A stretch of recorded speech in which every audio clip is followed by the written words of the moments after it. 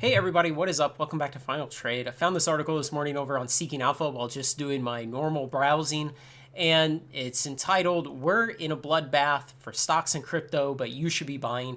It was funny and it really struck me because that's what I keep saying here in terms of stock and crypto, but especially the TCG market, since that's what we talk about most of the time.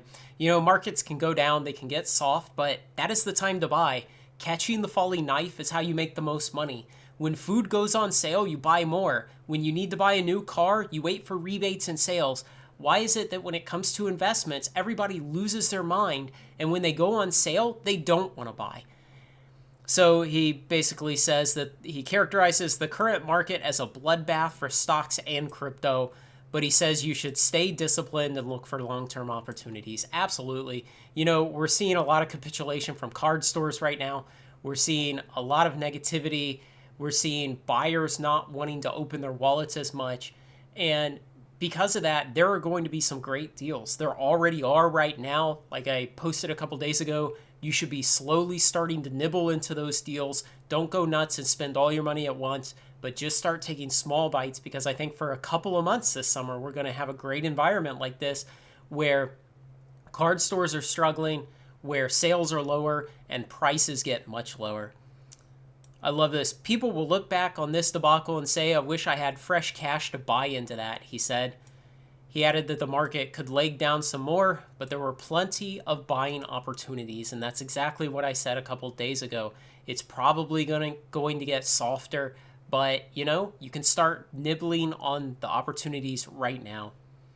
I thought this was interesting. He's buying with any incremental cash that came into the door. And, that's like we talk about a lot here about budgeting, about dollar cost averaging into things. Basically, if you're unsure about what the prices of a in-print product will do in the future, just buy partial amount of what you would eventually like to have and don't buy all of it at once. But this is what we're talking about with incremental cash. Just as you allocate more of your whatever budget you've allocated for this, as you say, hey, now I'm going to spend that budget, look around and see what the deals that day are. I still think the future is very bright, and you have to see through the current market morass to see that future. Absolutely.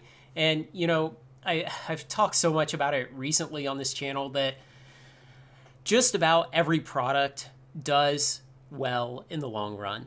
I looked at all of those Sun and Moon era products from Pokemon from 2017 and 2018. I looked at all of the 2020 Magic and Pokemon products. They've all done pretty well.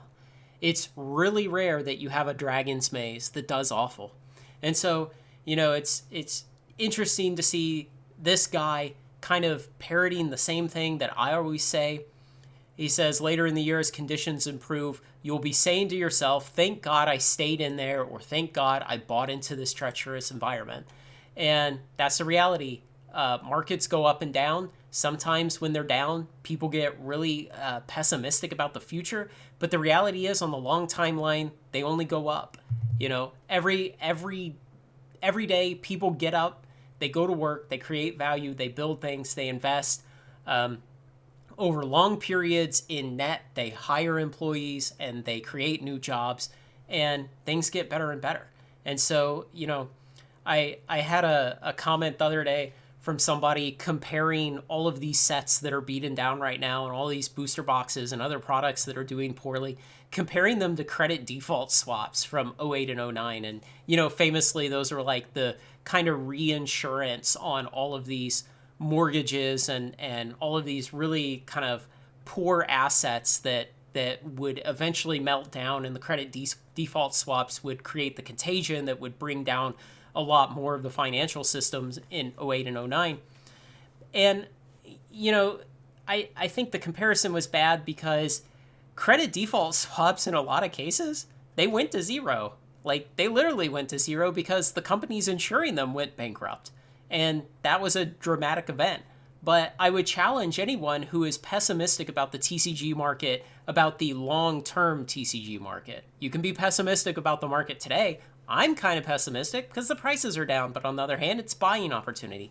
But if you're pessimistic about the TCG market long-term because of what is happening today, just do me a favor, go out on TCG Player, do a search for booster box in Magic the Gathering and just send me a list of all those booster boxes that have gone to zero. Just all the ones that are zero. They sell for zero because they're worthless. Find me any out of print product that is under wholesale cost. Any of them from the whole history of Magic. Throw in Pokemon, throw in Flesh and Blood, throw in MetaZoo, Weiss, Digimon, Force of Will, anything you want. Find me any of the products that have gone to zero, any of the out of print products that are below wholesale, any product that has been out of print for 2 years or more that has not gone up. Find me any of those. Occasionally we'll have a Dragon's Maze. We'll probably have another Dragon's Maze again one day. But the odds of Baldur's Gate being that Dragon Maze are very low, even with what we know right now. And it's funny because last night I was looking on the Dawn Glare visualizer for Baldur's Gate and just seeing, how our particular cards doing, what are the hot cards, and right now it's basically like the dragons and there's like 4 other cards, the Terramancer and the white halfling and a couple others I forget, but it's basically like you either get one of the 5 dragons or you get those 4 other cards or it's bust. So basically anything over about $10 is in that small group. And so I was just looking at that last night, and then this morning I rebooted my computer and I refreshed Dawn Glare, and every one of those cards had gone up like $10 overnight. And, things can move really fast. Pessimism can turn around. Opportunities to buy at low prices can disappear. And so I had another comment a few days ago from somebody saying that basically they were too young during 08 and 09 to have experienced that firsthand. They just weren't cognizant of it. Maybe they were in high school or college at the time. And essentially that when I tell them, hey, remember those times, they can't remember them because they weren't around for them. And that it's hard for them to take my advice and not panic because they didn't experience that. And so they didn't subsequently experience a decade of market recovery and prices going much, much higher than they were during 08 and 09.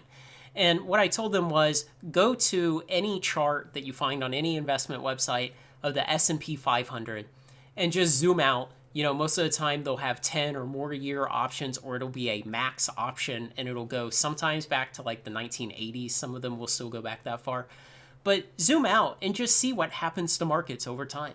Like I said, people get up every day. They go to work. They create things. They build businesses. They invest. They produce. Humans keep creating more humans, which keep building markets. And, I don't see anything fundamentally that's going to change in any of that in the next 50 years.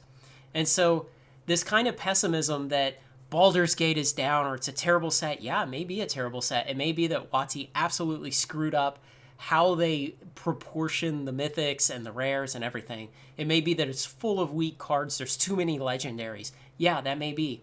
But the reality is, over the long timeline, everything we know says that it's probably going to do okay as an investment. And so really the burden of proof is on people who think it's the next Dragon's Maze to really make a solid argument for why it is. One last thing, filming this today, I'm actually filming it on June 13th, the day I'm going to release it. The S&P 500 is down 3% today, which is terrible. You don't have those kind of days often in markets. Bitcoin's down 20% today. And what did I do this morning? I bought more Bitcoin and I manage my dad's retirement assets. And so this morning I talked to him and I said, hey, the market's taking a giant dump today. I'm going to take some of the cash that's in your account. I'm going to buy more stuff. And he said, sounds great. And so, these are buying opportunities. And when you zoom those charts out to the longer timelines, you see, oh yeah, there was a little hiccup there in 08 and 09. I wonder what happened. And then you see of the markets just going up and up past that. And so, like this article I showed you a minute ago said, you will look back in the future and you will think, man, I wish I had deployed capital on those days when the market was down, when everything was low, when the harpies on Reddit were screeching that this is the end, it's all going to zero. So, you can say it again and again, but there's always new people who need to learn these lessons. And the sooner you learn them, the sooner you will become a less emotional, more calm investor. You will increase your returns, and you will just be happier being an investor because you won't be worrying all the time. You won't be hanging on every negative article you read. You won't be investing with a stopwatch. You'll be investing with a calendar instead. So let me know what you think. If you can send me all those links to those products on TCG Player that have gone to zero, that would be really helpful. Otherwise, like, comment, share, and subscribe. Join me on Final Trade. Thanks a lot, everyone.